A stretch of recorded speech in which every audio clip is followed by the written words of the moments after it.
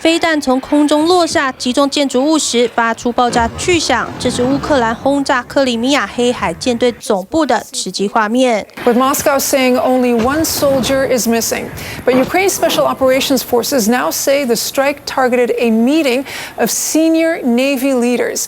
乌克兰情报单位掌握俄罗斯海军高层开会的情资，他们发射英国军援的暴风之影飞弹，尽管大多被俄军防空系统击落，却有漏网之鱼，正好命中舰队总部建筑。Look at this roof, and it's basically destroyed right here with this impact from the missile. And when you look at the other things that happened on the street here in Sevastopol, there's a lot of collateral damage that's associated with this missile strike. So what the Ukrainians did was really impressive. 乌克兰情报局长说，这次攻击造成俄军9死16伤，其中还有2名高级将领身受重伤。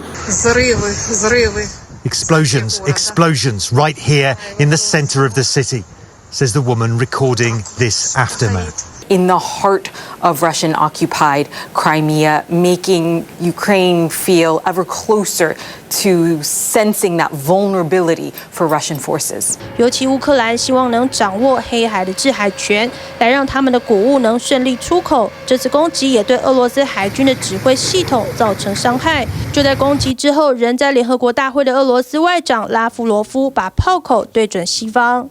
Беспрецедентной со времени окончания Холодной войны стала серия недавних совместных учений США. Сейчас Брюссель навязывает свои чистые услуги Азербайджану и Армении, привнося вместе с Вашингтоном дестабилизацию на Южный Кавказ. Теперь, когда руководители Еревана и Баку他甚至当面示警，西方援助乌克兰就是和莫斯科直接对战。